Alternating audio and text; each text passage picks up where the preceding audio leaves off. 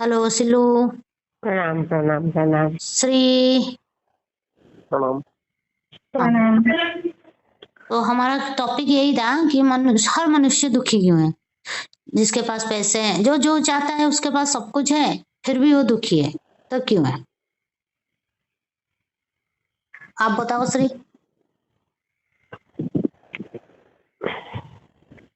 हाँ, सभी को प्रणाम। मनुष्य मनुष्य का दुखी होने का सबसे बड़ा कारण है अपेक्षा। जब तक वो दूसरों से अपेक्षा करता रहता है तो वो अपेक्षाएं पूरी नहीं होती है और मन दुखी होता है। तो अब अपेक्षा अपने ही सबसे बड़ा अपने कारण है। आपका अनुभव क्या बोल रहा है कि मेरा आप, अनुभव यही बोलता है। आपका अनुभव तो ऐसा शायद है कि आप तो ज्यादा लोगों से कुछ अपेक्षाएं रखते भी नहीं हो, फिर भी दुखी क्यों हो? अ, कुछ कर्म बंधन होते हैं, कुछ संस्कार होते हैं, उनकी वजह से हम कुछ कर्म बंधनों में फंसे हुए हैं और वो पूर्ण करना हमारा कर्तव्य है, यही मन की धारणाएं होती है। तो अपेक्षाओं के साथ उन थोड़ा पास से बंधनों बोलो, में भी सुनाई नहीं दे रहा है। अपेक्षाओं के साथ उन बंधनों में भी हम कहीं ना कहीं बंधे हुए हैं। कर्म बंधन भी कारण हो सकता है। मतलब कुल मिला के संस्कार ही है। तो इसको अगर तह तक जाए बीच में, कि कर्म बंधन में तो सारे मनुष्य हैं, कोई उसके छुटकारा से नहीं मिल सकता, तो फिर क्या उस कर्म बंधन के साथ मनुष्य सुखी नहीं हो सकता? हाँ, हो सकता है, बस वो धारणाओं से छूट जाए। ये धारणा क्या है? ये हमने अपने मन में अलग अलग प्रकार के ख्याल जो दबा विचारधारा। रखे, या विचारधारा। फिर हाँ, विचारधारा ही कहो, ख्याल कहो, क्योंकि हमने अपने अपने मन में एक जो थोड़ा कल्पनाएं बना पास से रखी बोलो, है पास से बोलो, एक सुनाई नहीं देता। अपने मन में अब हमने अपने अपनी कल्पनाएं बना रखी है और उन कल्पनाओं को हम साकार करना चाहते हैं। और अगर वो जीना कल्पना चाहते हैं। पूरी ना हो, हाँ, जीना चाहते हैं, साकार करना चाहते हैं, अगर वो पूरी ना हो तो फिर मन दुखी हो जाता है।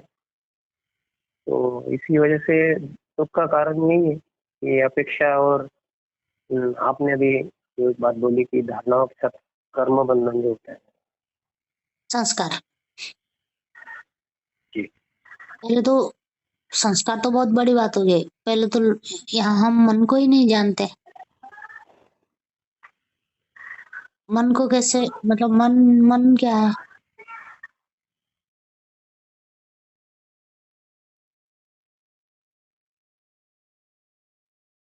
आपका तो मन के ऊपर बहुत गहरी अनुभूति है।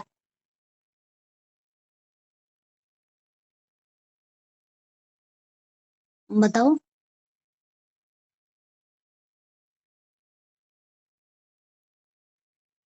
विचार, विचारों के समूह को मन बोलते हैं।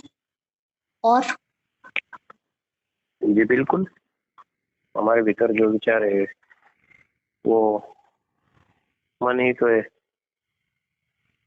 तो सबके अंदर तो विचार चल रहे हैं, और यही विचार और अब उसकी सूक्ष्म तल पे चलते हैं कि एक इकट्ठा ऊर्जा है हमारे पास।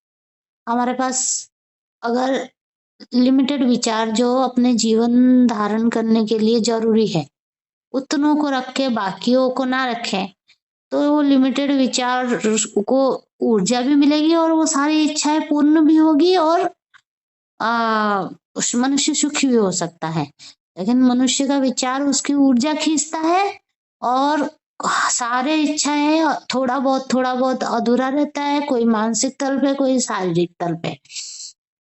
तो ये मन में जो बहुत सारे विचारों की श्रृंखला चल रही है, इतनी सारी श्रृंखला चल रही है मनुष्य की, तो इस विचारधाराओं में क्लैरिटी कैसे लानी है? मतलब कौन सा विचार मेरे लिए सही है और कौन सा विचार मेरे लिए सही नहीं है मेरे जीवन के लिए, इसका क्लैरिटी कैसे आता है, कैसे आएगा?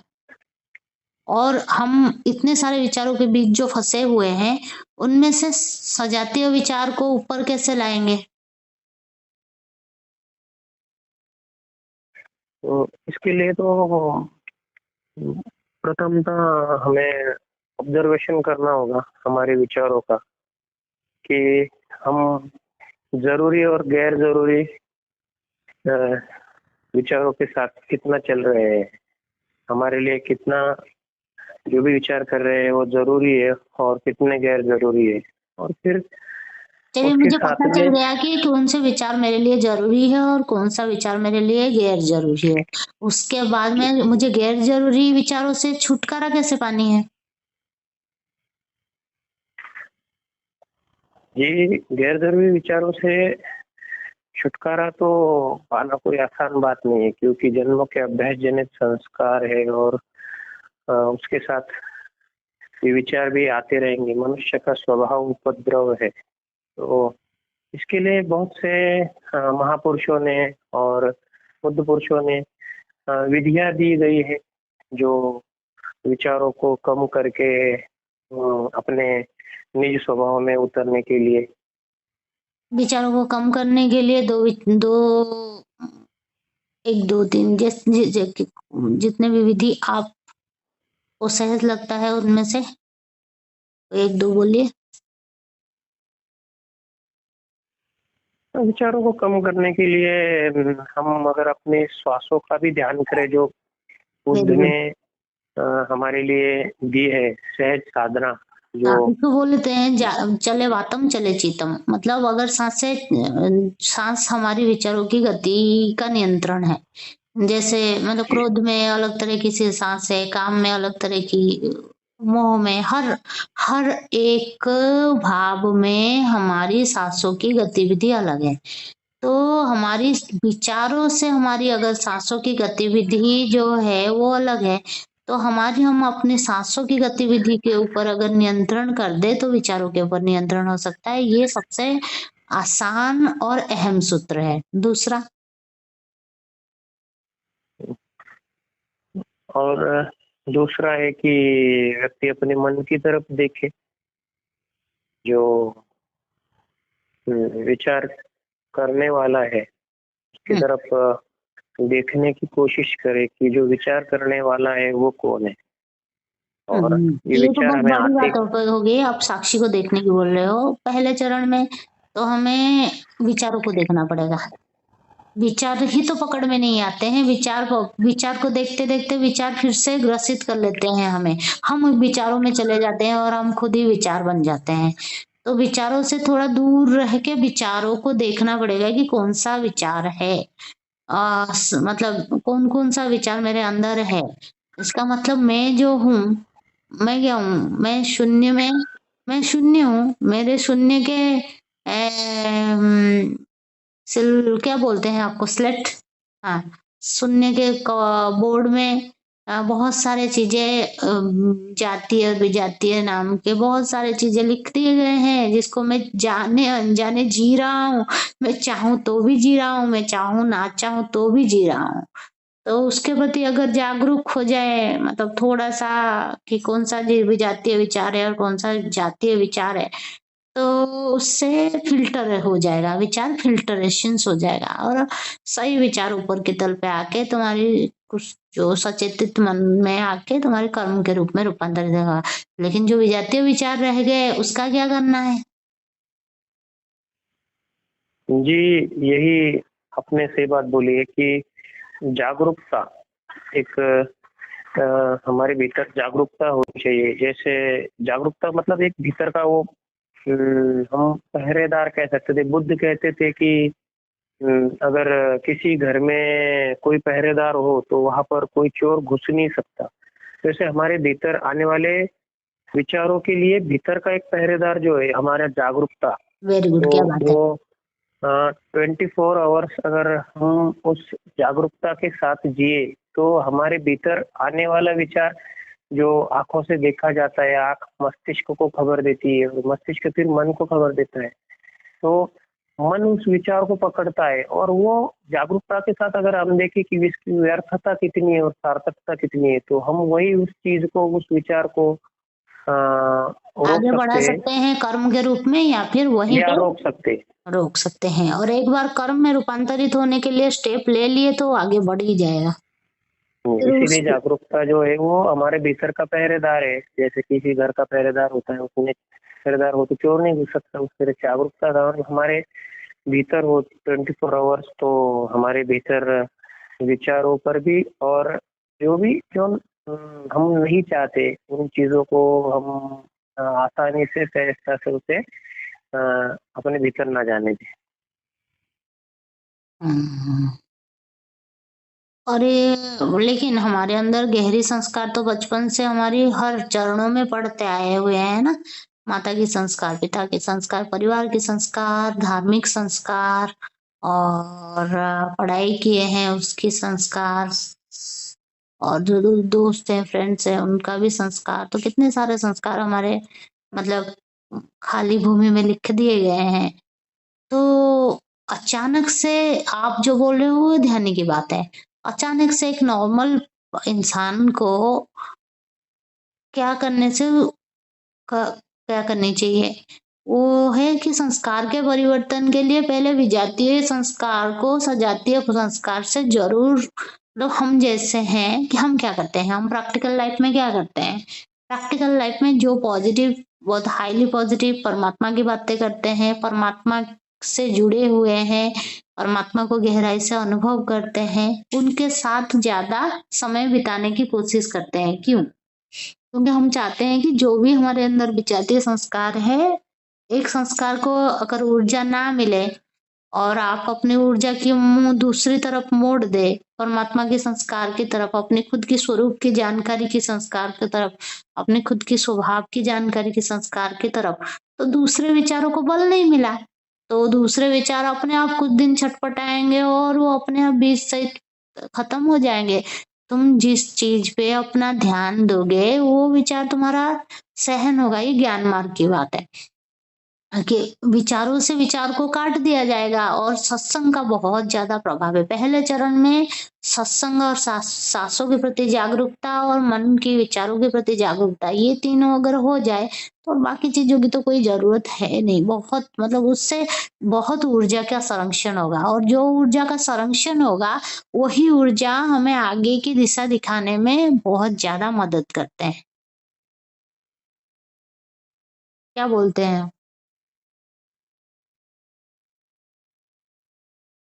जी बिल्कुल सही बात है। आप जो भी बोल रहे हैं उन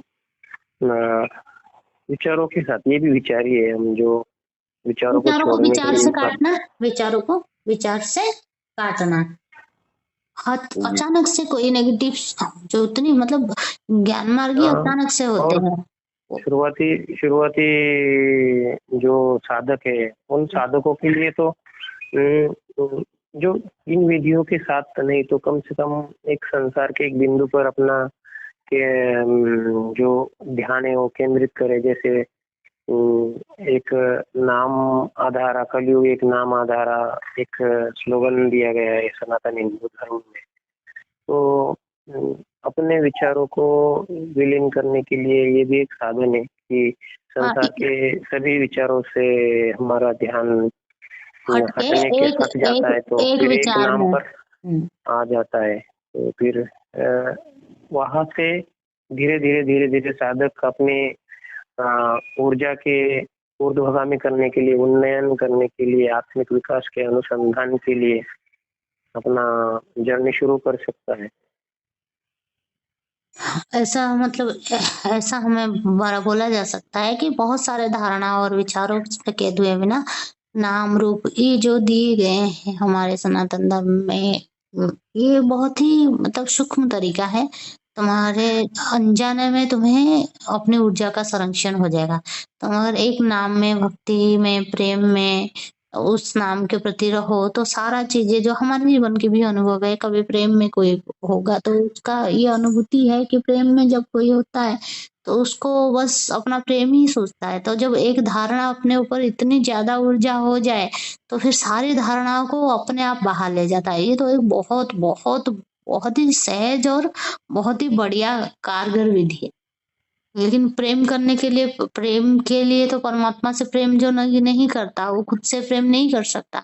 जिसने बनाया या जो खुद है, जो खुद को नहीं जानता, जो खुद की स्वभाव को नहीं जानता खुद, तो उसके अंदर प्रेम, जो उथला प्रेम है वो नहीं, जो गहरी प्रेम है वो अगर एक बार आ जाए तो वो सारी विजातीय पदार्थ को, जातीय पदार्थ को भी, विजातीय जातीय दोनों पदार्थ को बहा के ले जाता है। उसके लिए प्रार्थना, प्रेयर, सत्संग ये प्रारंभिक चरण बनता है।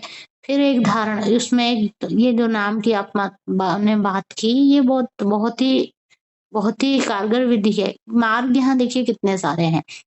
ज्ञान मार्ग है, ध्यान मार्ग है, कर्म मार्ग है और भक्ति मार्ग है। तो ज्ञान मार्गियों के लिए वो तो विचारों से विचार को काट के चले जाते हैं और कर्म मार्ग वाले प्रति कर्म में जागरूकता होते हुए चलना पड़ेगा। ध्यान तो इन सभी मार्ग में जो कमोन है वो ध्यान है।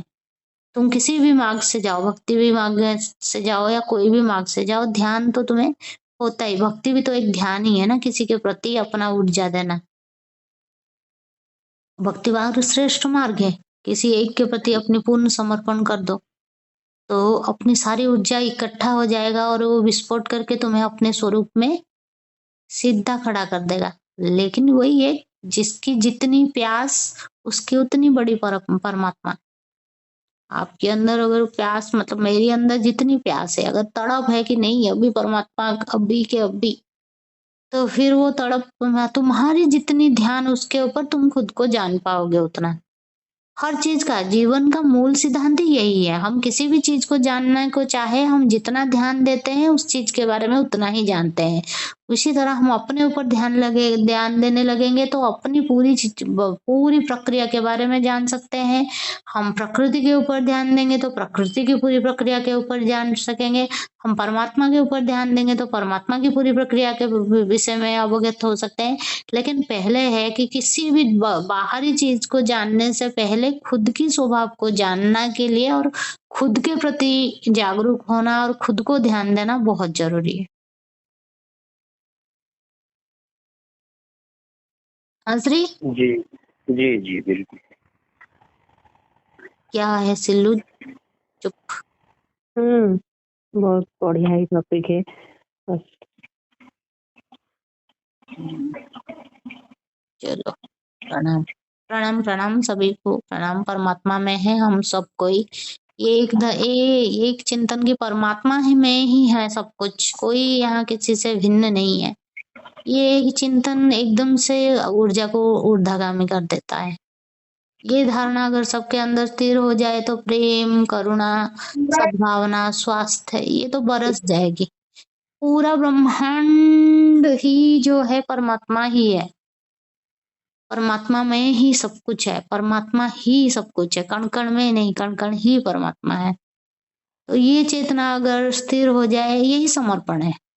जब कण कण ही परमात्मा है तो तुम किस पे गुस्सा करोगे, किस पे द्वेष करोगे, किस पे राग करोगे?